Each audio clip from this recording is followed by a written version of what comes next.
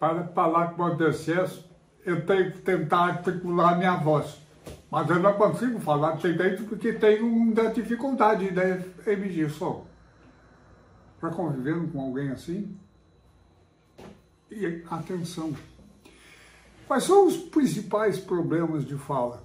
Dislalia, que é a alteração, o acréscimo, a distorção dos sons que a pessoa apresenta, ou a linguagem tati-bitati, que a gente atribui muito à criança, mas tem muita pele que também fica tapando assim. Essas deficiências, muitas vezes, são de origem central, neurológica. E as pessoas que têm essas alterações da fala, elas manifestam essas alterações de uma forma evolutiva.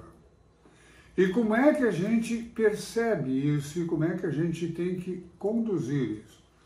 Primeira coisa, nunca debochem do paciente que tem dificuldade de falar.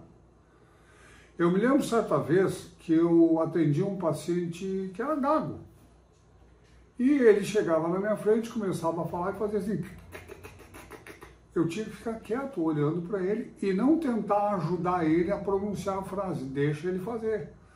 Aquele cuidado que a gente tem que ter em lidar com a pessoa. E uma distorção da fala, ela é uma distorção que causa muito melindre para a pessoa.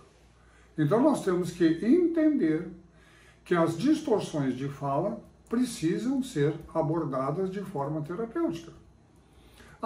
Em função de uma lesão neurológica, ele teve um AVC ou coisa assim, tá ok. Mas o fonoaudiólogo, tratando esse paciente com acompanhamento médico, é óbvio, ele vai ter condições de trazer um bem-estar maior para essa pessoa e fazer com que esta pessoa passe a articular melhor as palavras. As deficiências em geral, auditiva e oftalmológicas, decorrentes da idade, elas também atingem a fala. A gente chama a deficiência auditiva do velho presbiacusia, tá? Do olho, presbiopia. E da fala, presbilalia, já se usa esse termo atualmente. E essas pessoas com a idade, que vão mudando entonação de voz, vão mudando o timbre, muitas vezes, da voz, e têm dificuldades maiores de articular as palavras, elas devem exercitar isso.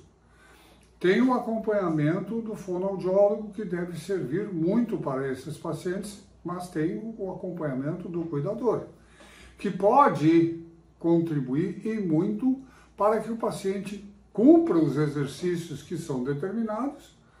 Tem uma série de exercícios que o fonoaudiólogo passa para o paciente e esse paciente não pratica os exercícios porque não quer, porque não tem interesse. O papel do cuidador é incentivar, estimular e fazer o paciente recorrer a isso. As vozes, o timbre de voz, o tom de voz muda. A presbilalia, que eu falei, é justamente a alteração anatômica da corda vocal e de todo o aparelho fonador. Isso acontece com a idade. Às vezes acontece por doença, às vezes acontece de forma mais aguda, mas a idade leva a isso. E quando nós temos essa necessidade de assistir pessoas que atendem a isso, ela tem uma manifestação específica. Uma coisa muito importante é que muitas vezes alterações da fala são sinais precoces de doença neurológica. E isso é fundamento de quem cuida. Ter atenção, perceber se o paciente está tendo a dificuldade, se ela é crescente, relatar isso ao médico, trazer isso para a discussão do tratamento que o paciente está recebendo e a atenção para ver se de repente ele não está com alguma doença isquêmica progressiva que vai levar à sua alteração. Estamos sempre focados nisso, estamos sempre focados nessas questões do cuidado, de como tem que perceber, como tem que alterar. A presbilalia, ou qualquer alteração de voz, a dislalia, ou até o tati-bitati, ela tem que ter a atenção de quem cuida.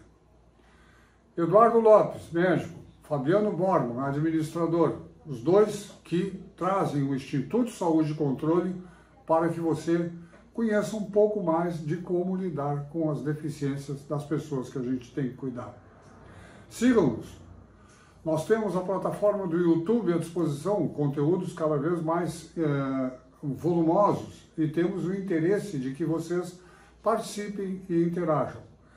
Também vejam o nosso curso, Capacitação de Cuidadores, que não é só para preparo profissional de quem vai atuar, mas sim, principalmente, para aquele que tem o cuidado doméstico.